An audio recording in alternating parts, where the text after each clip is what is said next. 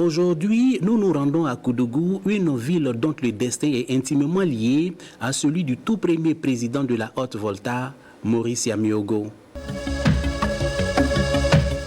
Koudougou n'est pas une simple ville du Burkina Faso, c'est le lieu de naissance de l'histoire politique moderne du pays. C'est dans cette ville qu'en 1921 naquit Maurice Yamiogo. Ancien séminariste, il quitta le clergé pour se lancer dans une carrière politique fulgurante.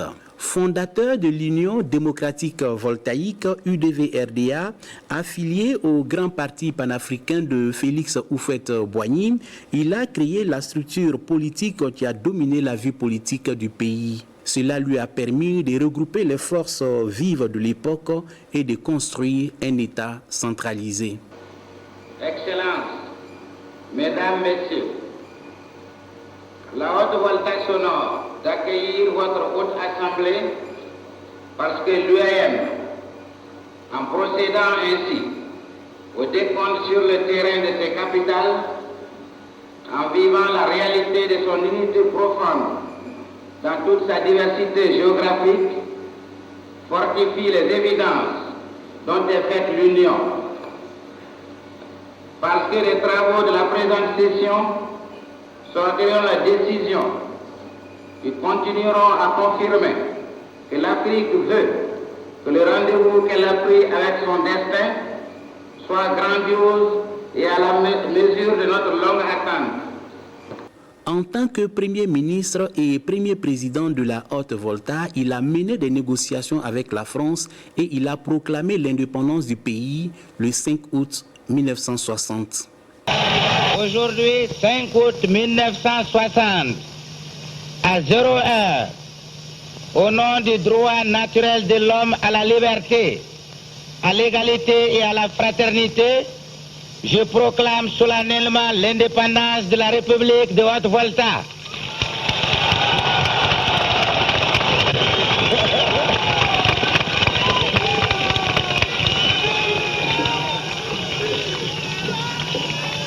Neuf siècles d'histoire ont révélé au monde la valeur morale de l'homme voltaïque.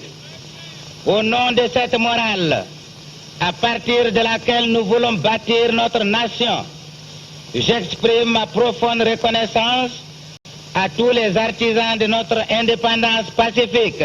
Cet acte majeur fait de lui le père de la nation voltaïque moderne.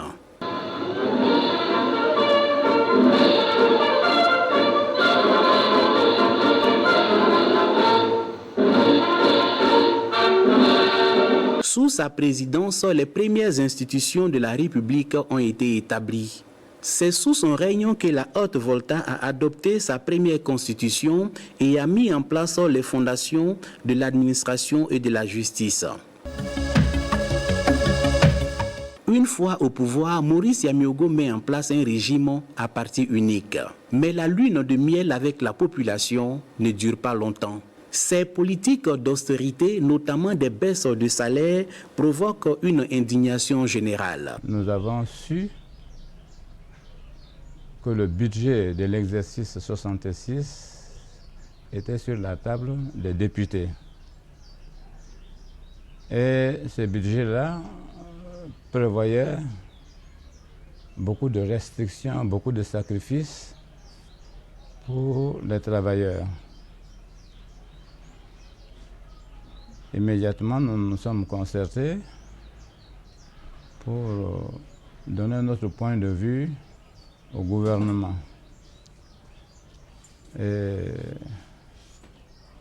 nous avons demandé une rencontre avec le président Maurice Yamiogo, qui était à l'époque absent. Il était à Abidjan. Et nous n'avons pas obtenu cette rencontre, bien qu'on a insisté. La rue gronde et la colère monte. Ce qui nous a mis en colère, c'est que nous constations d'un côté la gabégie, de l'autre côté la répression. Et là, on ne pouvait pas supporter. Le 3 janvier 1966, c'est un soulèvement populaire. Le peuple, mené par les syndicats, est descendu dans la rue, soutenu par l'armée qui le force à quitter le pouvoir. Sa chute est un moment clé de l'histoire du pays, marquant la fin du premier régime post-indépendance. Contrairement à ce que l'on peut croire, je suis le premier réjoui, et mes ministres après moi, de la manière la plus pacifique dont les choses se sont résolues.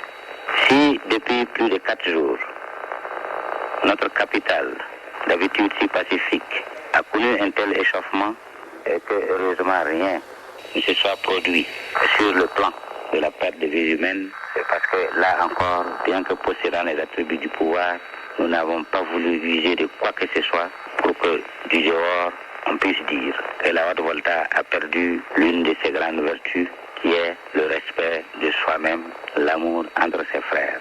Et c'est pourquoi je suis heureux que le chef d'état-major général, entouré de tous ses officiers, ait pu, en parfaite harmonie avec moi-même, pour que justement notre pays puisse continuer d'aller de l'avant, réaliser de façon si pacifique ce que j'appellerais ce transfert de compétences. Le 3 janvier 1966 est une date historique car elle symbolise la première fois qu'un peuple africain a réussi à déloger un président en place par la seule force de la mobilisation. L'équipe qui s'en va n'éprouve aucune rancœur, croyez-moi bien, mais bien au contraire, se réjouit. C'est ce que l'occasion lui sera donnée de prouver à l'extérieur, qui a l'habitude de qualifier les successions de gouvernements sous toutes les formes, que nous sommes vraiment un peuple mûr, que nous sommes vraiment un peuple attaché à notre unité, que nous sommes un peuple décidé à réaliser notre promotion économique et sociale. Et cela, je suis persuadé, parce que ceux qui nous remplacent sont aussi patriotes que nous, pour la raison bien simple qu'ils sont des voltaïques, qu'ils s'emploieront eux aussi à faire en sorte que le prolongement de notre action trouve ses aboutissants. Rassurez-vous, car cela est évident pour quiconque nous a connus. Rassurez-vous, dis-je, au niveau de la population voltaïque, aucune réaction défavorable à l'actuel gouvernement ne sera cautionnée ni par moi, ni par aucun de mes ministres. Cette relève d'aujourd'hui nous plaît parce qu'elle a permis d'éviter l'effusion de sang. Ce fait d'armes a marqué l'histoire politique du pays, prouvant le pouvoir de la rue. C'était des journées chaudes, comme tout le monde le dit. C'était pas facile, mais nous étions engagés et nous n'avons pas reculé. Dieu nous a aidés, on a vaincu. Nos vies étaient menacées. Lorsque nous avons abouti à la victoire, c'était un soulagement complet. L'héritage de Maurice Yamiogo est donc double.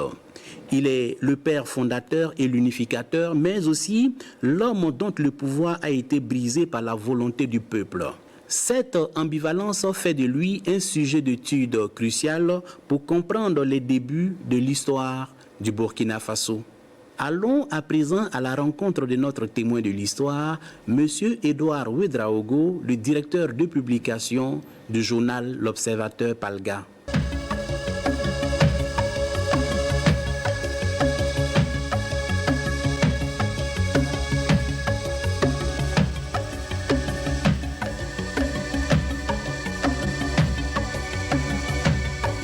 Bonjour, M. Ouedraogo. Bonjour. Alors, Maurice Yamiogo a quitté le pouvoir par la force de la rue. Alors, dites-nous, M. Ouedraogo, qu'est-ce qui donc a poussé la population à battre le pavé pour demander le départ du pouvoir du père de la nation? Alors, selon moi, il y a eu un élément déclencheur. L'élément déclencheur a été l'abattement des salaires et des allocations familiales, respectivement de 20% et de 50%. Je crois que ça a été l'élément déclencheur du mouvement du 3 janvier. Mais ce mouvement s'est déroulé dans un contexte. Le contexte, c'était quoi, selon moi? C'est que les événements sont intervenus quelques semaines seulement après que des dépenses somptuaires ont été déployées par le régime. Un, pour le remariage de Maurice Yamiogo à la mairie de Ouagadougou, et deux, le lendemain, pour l'inauguration, le 18 octobre 1965, de la maison du parti devenue maison du peuple aujourd'hui. Donc, ces dépenses somptuaires-là avaient en leur temps, parce que cela s'est passé en présence de tout le conseil de l'entente, les Oufouettes, les Amani Diori, etc. Tout le conseil de l'entente était là, les grands orchestres de Côte d'Ivoire. Donc, tout cela, évidemment, bon, ça demandait de l'argent. Et c'est immédiatement, bon, quelques temps après, quand Maurice est revenu de son voyage au Brésil où il a été passé sa lune de miel, que ces mesures-là, salariales, ont été annoncées. Alors, évidemment, il s'est trouvé qu'à l'époque, il y avait une centrale syndicale, l'USTV, qui était à la Maison du Peuple pour son congrès. Et évidemment, on a ameuté les syndicats et ça a déclenché, évidemment, le mouvement du 3 janvier. Pouvez-vous nous décrire l'ambiance ce 3 janvier 1966? Bon, l'ambiance, en tout cas, c'était une ambiance insurrectionnelle. Ça a commencé le matin à la place d'Armes. Aujourd'hui, la place de la Nation, ça s'appelait la place d'Armes. Les gens se sont retrouvés là-bas pour amorcer une marche de protestation à travers les artères de la ville. Par ailleurs, le 31 décembre, il y avait déjà eu une veillée d'armes à la Bourse du Travail qui a été dispersée par les CRS. Alors, les leaders syndicaux et les quelques hommes politiques qui étaient à la tête du mouvement sont entrés dans la clandestinité et c'est le 3 janvier que, évidemment, le mouvement a été lancé. D'accord. Alors, il y avait un sentiment de peur ou un sentiment de détermination? Bon, c'est difficile à dire, c'est difficile à dire. J'étais très jeune. Je pense que les gens étaient quand même déterminés. Comme il y avait déjà eu la clandestinité, et les gens étaient déjà entrés dans la clandestinité. Et l'avant-veille, Maurice Yambewa avait fait un discours mettant plus ou moins à prix la tête des leaders. Il y avait les grands syndicalistes comme Zoumana Traoré à la tête de l'USTV. Et ils ont mis à leur tête leur doyen, Joseph Ouedraogo, qui était un adversaire politique aussi de Maurice Yambewa. Donc tous ces gens-là étaient dans la clandestinité. Vous savez, à partir du moment où les gens entrent dans la clandestinité, leurs têtes sont mises à prix, qu'est-ce qu'on fait? Bon, les gens sont sortis et au fur et à mesure que le soleil montait, l'insurrection aussi, la mayonnaise aussi prenait. Voilà. Alors, ce qui a bien évidemment pesé dans la balance, c'est qu'à un moment donné aussi, l'armée s'est rangée du côté de la population. Est-ce à dire que l'armée, elle aussi, était exaspérée, j'allais dire, de la gestion de la chose publique par le président Maurice Yambewa? Bon, je ne vais pas idéaliser les choses. Le problème de l'armée, vous savez, c'était quand même une armée dont les éléments, les dirigeants, les responsables sont issus de la coloniale. Donc c'était une armée républicaine qui a appris plutôt à obéir à ceux qui sont au pouvoir qu'autre chose. Donc c'est au fur et à mesure, quand ils se sont rendus vraiment compte que prendre leurs responsabilités en assumant le pouvoir était la meilleure solution pour amener la sérénité et amener les gens à reprendre le travail, que l'armée a été obligée effectivement d'obtempérer à la prière incessante de la population, l'incitant à prendre le pouvoir. Celui qui a été d'ailleurs un de ceux qui sont allés voir l'armée, notamment à l'époque le colonel Lamizana, pour leur demander de prendre leurs responsabilités, il est toujours là. Il est à Kolonaba, Benoît Ouedraogo. Donc, vous voyez, en tout cas, l'armée n'est pas sortie spontanément comme ça pour fraterniser avec les manifestants. Le dire, ce serait vraiment un peu reconstruire, embellir l'histoire. D'accord. Alors, quelle était donc la réaction de Maurice Yambewa et de son gouvernement au fur et à mesure que les manifestations prenaient de l'ampleur? Bon, je crois que tout le gouvernement s'est retiré avec Maurice Yambewa au palais de la présidence. Tout le monde était là-bas. Et au fur et à mesure que, évidemment, les choses prenaient de l'ampleur, je crois qu'à un moment donné, vers 14 heures, Maurice a voulu reculer. Mais c'était un peu tard. Les gens se sont dit non, s'il recule, c'est simplement pour pouvoir peut-être mieux sauter, pour pouvoir mieux calmer la situation et ensuite le retour de Manivelle risque vraiment d'être très dur pour nous. Donc les gens, à partir de 14 heures, ils ont dit non, ce n'était pas possible. Et Maurice avait commis peut-être la maladresse de dire quelque part, c'était en langue morée, que lui, il a planté sa lance, il n'est pas question de bouger. Qu'il soit déboulonné. Voilà, donc, vous savez, il était éloquent, hein, aussi bien en français qu'en morée. Donc, à partir de 14 heures, c'était déjà tard. Mais en tout cas, il a voulu reculer. Quelle était donc la place des femmes et des jeunes dans cette manifestation-là? Est-ce qu'ils étaient en première ligne? Les jeunes étaient en première ligne. Je parle en connaissance de cause parce que bon, j'étais membre du bureau de la toute première association d'étudiants naissants à Ouagadougou avec l'école normale supérieure. J'étais dans le bureau.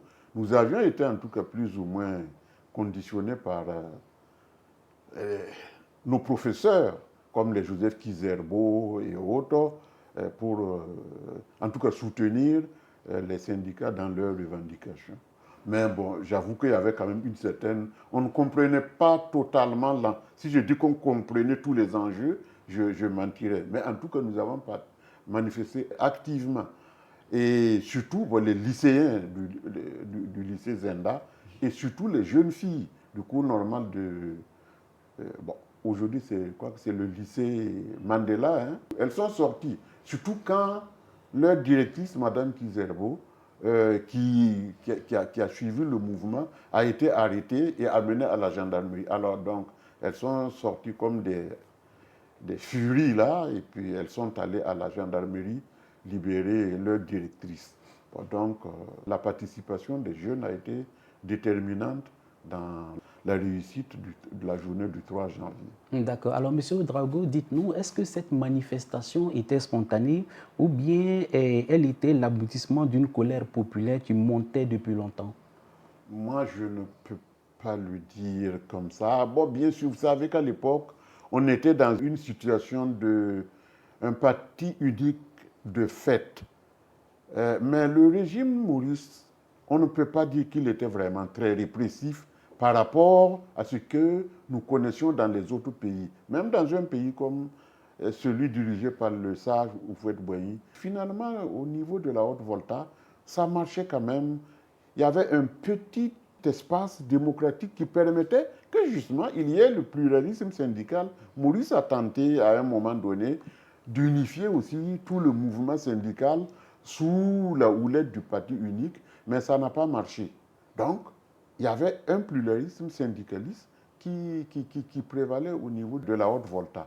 Bon, le parti unique aussi, ils ont voulu instaurer cela, mais ça n'a pas marché. Et Maurice Yambégo savait bien qu'il y a des partis qui étaient dans la clandestinité, mais qui étaient là, comme le MLN de Joseph Kizerbo et le PRA de Nazi Boni, qui étaient là, qui avaient leurs adeptes. Bon, ils ne manifestaient pas sur la place publique, mais on savait qu'ils existaient. Et tous ces gens-là, et le PAI, qui était né le 15 août 1963, aussi avait son leader, qui lui était même un syndicaliste et qui a participé activement aux événements du 3 janvier, Tombiano Amirou. Alors, vous le disiez tantôt, hein, vous étiez également en première ligne ce jour-là. Alors, dites-nous, après la chute de Maurice Yamiogo, qu'est-ce qui a véritablement changé dans votre quotidien? Ah non, il y a eu vraiment une grande respiration démocratique. Les partis dont je vous ai parlé, qui existaient dans la clandestinité et qui agissaient discrètement, sont sortis maintenant de la clandestinité et se sont manifestés à l'ère libre de la Haute-Volta. Et ça a été vraiment... Il y a eu comme une espèce de sursaut, même sur le plan sportif. Non, il y a un vent de liberté qui a soufflé. Les gens étaient tellement euphoriques que nous avons même battu ici, au stade municipal, une grande équipe de Côte d'Ivoire, le stade d'Abidjan, par 3-0. Mais tout ça, c'était un peu dans l'euphorie du 3 janvier. Bon, donc, c'est à partir de là, évidemment, que les orchestres se sont mis à créer, à chanter librement. Bon. En tout cas, il y a eu une grande respiration démocratique. Tout à fait, un grand vent de liberté. Un grand vent de liberté. Mais bien évidemment, nous avons envie de savoir, mais quel était le discours, ou du moins ce que disaient les gens de Maurice Yamiogo après sa chute? Immédiatement après sa chute, comme partout, quand le président, le dirigeant s'en va, les premiers jours, vous ne pouvez pas vous attendre à ce qu'on lui jette des fleurs. Tout à fait. Mais le temps a fait son œuvre, hein, parce que quelque temps, en tout cas à partir des années 70, Maurice est revenu, il y a eu un regain de popularité. Et quand il lui arrivait de quitter son Koudrou, il vivait plus ou moins, je ne dirais pas en exil, mais en tout cas dans la tranquillité. Quand il venait à Ouagadougou, je ne dis pas que c'était l'émeute, mais en tout cas, tout le monde était pressé, enfin, on était content de le revoir. Et l'Observateur, qui est né quelque temps après, en 1973, nous avons réussi un scoop en allant l'interviewer dans sa villa Pax. Et le jour où nous avons sorti cette interview-là, alors là, je vous dis, nous avons dû retirer 2, 3 fois, parce que les gens, chaque fois, en redemandaient.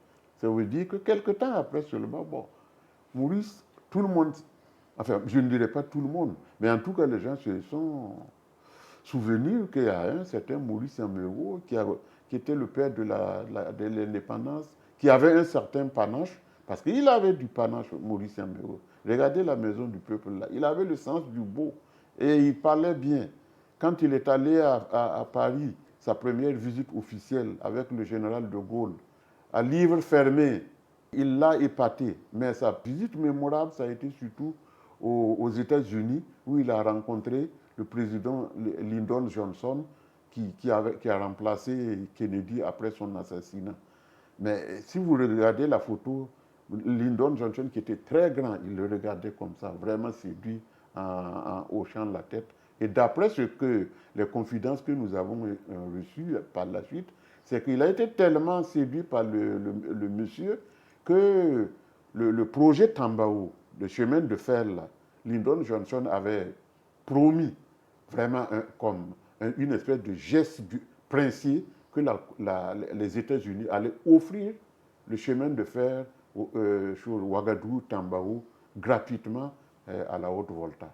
Bon, malheureusement, bon, après cette visite officielle, quelque temps après seulement, bon, Maurice Yamiogo est tombé. D'accord. Alors, à vous entendre, il y a beaucoup de choses intéressantes. Est-ce à dire que juste après la chute, ou de moins quelques années après la chute de Maurice Yamiogo, vous y étiez rempli de regrets?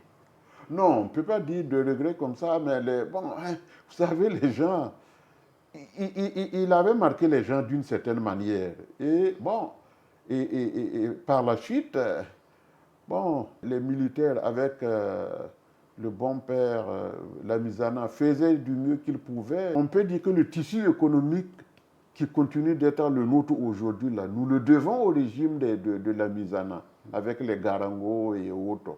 Mais bon, il manquait quand même, évidemment, l'espèce de panache que Maurice avait insufflé à son régime. Et quand il a lancé, par exemple, l'UNDD en 1978, à l'orée de la Troisième République, bon, tout le monde sait qu'il a failli, à travers son candidat, avoir le pouvoir, hein, parce que c'est lui, son candidat, qui a contrebalancé, qui a ballotté Lamizana à l'occasion de ces élections-là. D'accord. Alors, tout ça pour dire que son héritage du père de l'indépendance était toujours respecté. Ah ben, en tout cas, on ne l'a pas oublié. D'accord. Alors, d'après vous, est-ce que le 3 janvier 1966 a posé les bases de la culture de l'insurrection populaire au Burkina Faso? Parce qu'on sait qu'en 2014 également, au Burkina Faso, on était plongé dans cette même vague d'inspiration.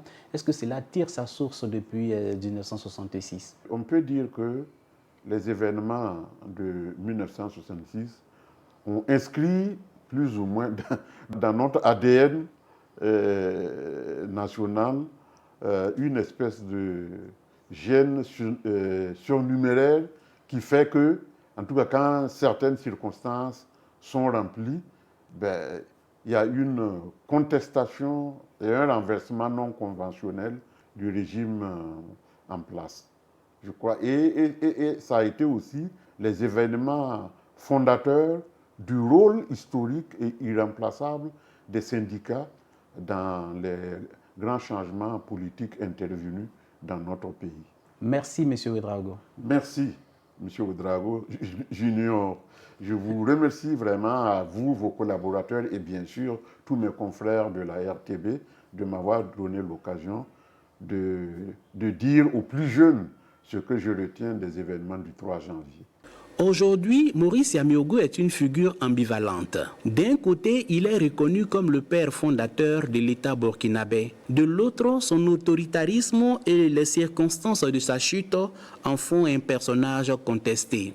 Malgré tout, Koudougou est resté un foyer politique fort. L'esprit contestataire qui a conduit la chute de son fils, le plus célèbre, est resté ancré dans l'âme de ses habitants. La ville continue de jouer un rôle important dans le débat national, prouvant que son héritage politique, loin de s'être éteint avec le départ de Maurice Yamiogo, est plus vivant que jamais. C'est bien tout pour aujourd'hui. Bien merci à vous d'être restés avec nous dans les profondeurs des archives. À très bientôt.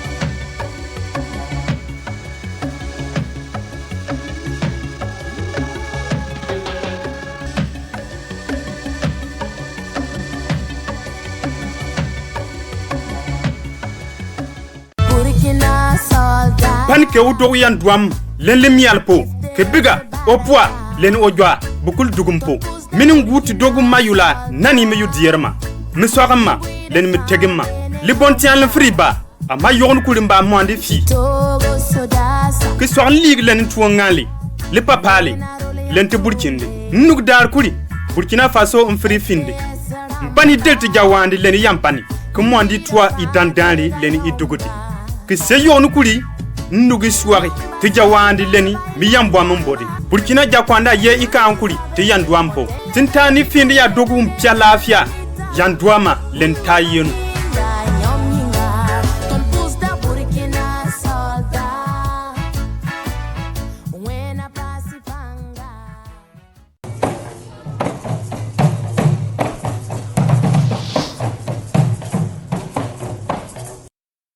Comme des drapeaux de détresse que nous n'avons. Dans ce supermarché, protéger l'environnement, c'est déjà une réalité. Cercueil de plastique où l'homme enterre ses regrets.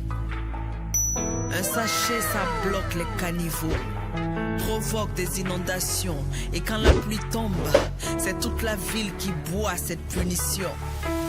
Des maisons noyées. Merci monsieur, bonne journée. Bonne journée, comment ça? Toi, tu ne veux pas mettre dans le sachet, non? Je vous propose un sac réutilisable ou un carton gratuit. Pas de problème, ça ne va pas ou quoi? Alerte sachet plastique. Alerte sachet plastique. Ah non, monsieur. Les sachets plastiques, c'est ancien ici. Ça pollue nos rues, nos marchés, notre beau pays. Est-ce que nous n'avons jamais ici? Les sachets, n'est-ce pas ces petits cercueils de plastique où l'homme enterre ses regrets? Un sachet, ça bloque les caniveaux, provoque des inondations. Et quand la pluie tombe, c'est toute la ville qui... Au Burkina Faso, chaque geste compte. Refusons les sachets plastiques, construisons un avenir propre. Ceci est encadré par la loi numéro 045-2024/ALT portant sur les emballages et sachets en plastique au Burkina Faso. Parce qu'un sachet plastique ne meurt jamais. ne woto wakati ya mamla CNSS wala yam sabta toko ne CNSS adiyam sun tren pam wala songo ninga allocation familiale kamzam songo ligidi allocation prénatale tout pour payer sur ligidi ligidi 15 ya wala tout pour son be fo pour un ba tuntum son pam tunzi kin sam porle wala yam so watam be fo so bon sortir retraite kuga tap tapo wala kum sam ti usuka nyam yam neta bikama tren pam yam kuga tap tapa enge ne le fagil songla tapa be ben passé nyala CNSS nyonda. CNSS, les vertus de la solidarité. Temps pour laver le linge. Le lavage joyeux commence, les tâches nous séparons rapidement.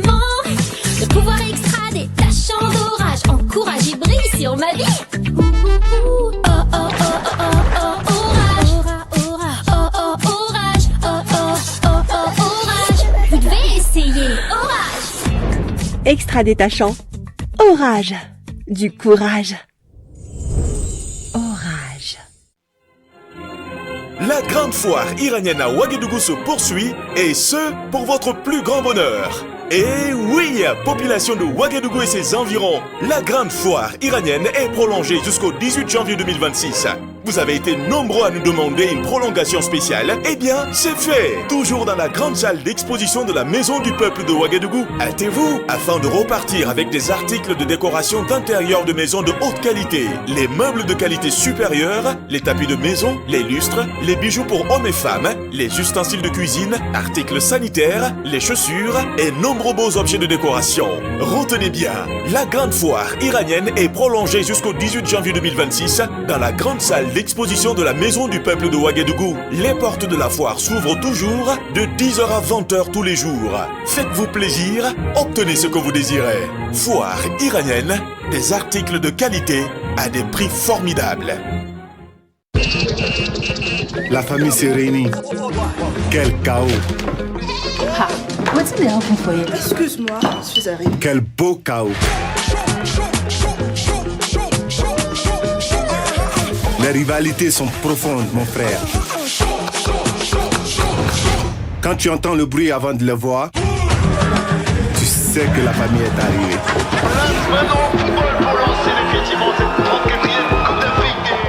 Fiers et réunis.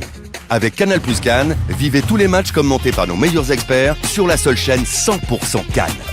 Alors réabonnez-vous à votre formule habituelle et profitez de toutes les chaînes offertes pendant 30 jours. Hey! Pour les bons moments en famille, le choix est simple. Darling Mother, oh Darling Mother, le couscous qui rassemble les cœurs, Darling Mother. Darling Mother, oui Darling Mother, pour des repas remplis de bonheur, Darling Mother. Darling Mother, Darling Mother, Darling Mother, Darling Mother. Si tu veux une préparation délicieuse, pleine de sensations, le meilleur choix c'est le couscous premium, saveur supérieure, pur blé doré, c'est la qualité. Darling Mother, Darling Mother, Darling Mother, Darling Mother. Couscous Darling Mother, goût parfait, qualité premium. Retrouvez nos laits dans les sacs de 25 kg et nos riz Darling Mother de 25 et 50 kg. Darling Mother, savourez le bonheur. Ça, c'est son jumbo poulet, toujours dans sa préparation.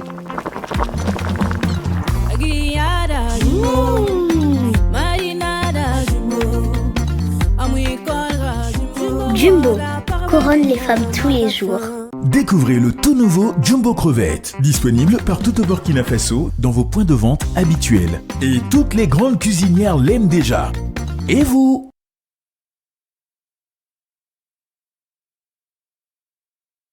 Faites le plein d'énergie multivitaminée avec le goût naturel du nectar de mangue de Dafani, disponible en format demi-litre et 1 litre. Nectar de mangue de Dafani, Dafani, le goût du naturel. Souvent, les longues journées de travaux au bureau nous engloutissent et les devoirs familiaux nous surprennent. Avec Cla Industrie, la solution est simple et rapide. Avec nos gammes de produits, farine conditionnée, céréales, tubercules et légumes, la cuisine devient un moment de pur plaisir. Scannez le QR, tout devient facile. Avec nos produits certifiés, en quelques minutes seulement, de délicieux plats nourrissants prennent vie. Maïs blanc et jaune, farine de manioc, banane plantain, igname, farine nutritionnelle pour enfants, poudre de gombo et d'oignon, le riz du Burkina. Retrouvez nos gammes de produits sur les rayons de supermarchés au Burkina.